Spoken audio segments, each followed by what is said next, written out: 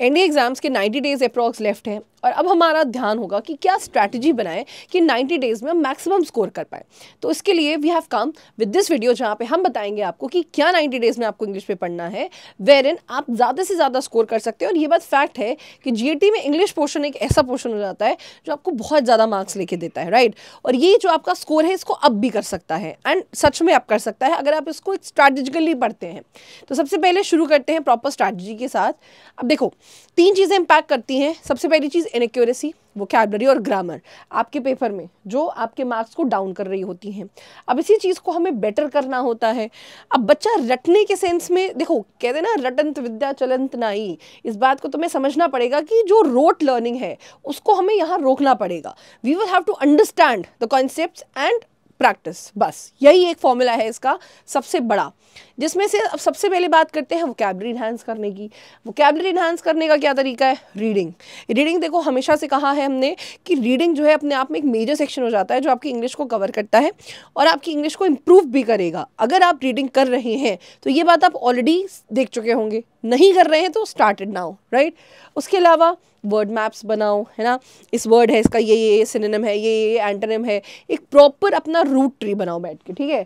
Learn with context, sentences बना के उसको सीखो, राइट। निमोनिक्स देखो, तो वो बेटर तरीका हो सकता है किसी भी शब्द को समझने का।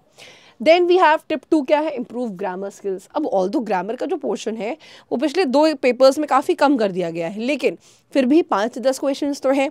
दे are also constituting of 40 marks approx. तो ग्रामर की स्किल्स को भी कैसे इंप्रूव करना है? टॉपिक को रिवाइज किया, फिर उसके क्वेश्चंस लगाए, नहीं आए टीचर से तुरंत जाके पूछ लिया, तो उससे क्या होता रहता है ना, मेमोराइज होती रहती है चीज़ें। और फिर लास्ट में मिक्स्ड प्रैक्टिस कर रहे हैं हम, right, practising and application and review. Then we have boost reading comprehension. अब सिर्फ रीडिंग कॉम्प्रीहेंशन ही नहीं है, क्लोज टेस्ट है, PQRS है, this is all about practising. अब हो सकता है कि आपको समझ ना आता हो कॉम्प्रीहेंशन क्या कह रहा है, उस केस में जब आप शुरुआत करने जा रहे हैं always start with a easy passage, एक ईजी पैसेज से स्टार्ट करो, ठीक है। So active note taking and diverse reading material. अब प्रैक्टिस प्रीवियस ईयर पेपर्स बहुत ज़रूरी हो जाते हैं क्योंकि वो क्या करता है, आपको रियलिस्टिक अप्रोच देता है कि कैसे आपको पेपर देखना है और पेपर में आता क्या क्या है। वैरायटी बहुत है इंग्लिश में, ठीक है। अगर आप उसको सच में अटेम्प्ट करना चाहो, होमोनिम्स है, वोकैबुलरी की वैरायटी है, क्लोज टेस्ट है, PQRS है, सेंटेंस कंप्लीशन है। So identifying weaknesses is one of the task जहाँ पे आपको आपका बूस्ट करने में हेल्प मिलेगा। अब टाइम मैनेजमेंट भी करना पड़ेगा। देखो प्लानिंग और प्रिसिशन दोनों बहुत ज़रूरी हैं, और क्या पढ़ना है किस समय में, दैट इज़ ऑल्सो इम्पॉर्टेंट। सुबह के टाइम हमने वोकैबुलरी पढ़ ली, रीडिंग कर लिया न्यूज़पेपर, फिर दोपहर के टाइम हमने थोड़ा सा ग्रामर उठा लिया, मतलब पूरा 24 आवर्स में आपको अप्रॉक्स 1.5 से 2 घंटा देना पड़ेगा। This is must. Effective revision techniques and practice timing test.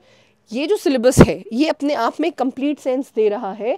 जो आपको कॉम्प्रिहेंशन है, ग्रामर है, स्पॉटिंग एरर्स जो ग्रामर का यूसेज है, parajumble, fill in the blanks grammar का पोर्शन, सिनोनिम्स एंटोनिम्स, वोकैबुलरी है आपका, cloze test, idioms and phrases, ये सब कुछ पॉसिबल है 150 प्लस लाना अगर आप उसको एक सही टेक्निक से करते हैं।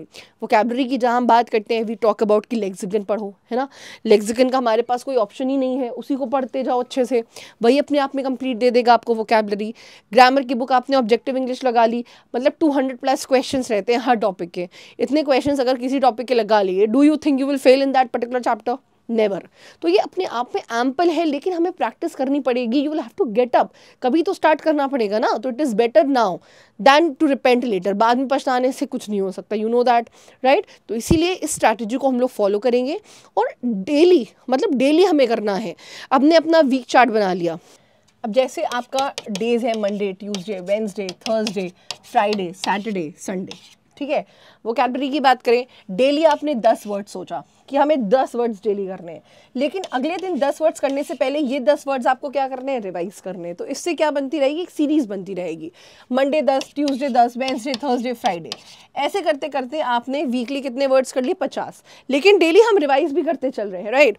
सैटरडे संडे को आपने इन्हीं 10 वर्ड्स 50 वर्ड्स को प्रॉपर्ली क्या कर दिया, रिवाइज कर दिया। तो एक क्या बन जाएगा, एक सीरीज बन जाएगी, और आप भूलेंगे नहीं। क्योंकि आपकी प्रॉब्लम होती है ना, हम आगे बढ़ते जाते हैं और पीछे का क्या करते जाते हैं, भूलते जाते हैं।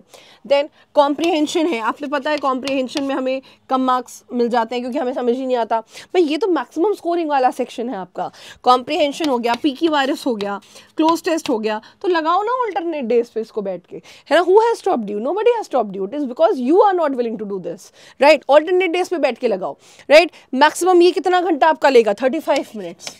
ये कितना मिनट लेगा भाई? 2 कॉम्प्रिहेंशन भी करोगे, again 35 minutes. Rest portion grammar को दे दिया, वो अलॉट करके हो गया। सो ऐसे करके आपको क्या करना है, अपना टाइम अलॉट करना है। Got it? तो इस स्ट्रैटेजी को फॉलो करिए। एंड और हमारा जो बैच है आगाज बैच, उसमें भी आप आइए, क्योंकि अल्टीमेटली जब आप 90 डेज ऑफलाइन बैठ के पढ़ते हो, that will give you a good impact as well as good result also. जय हिंद।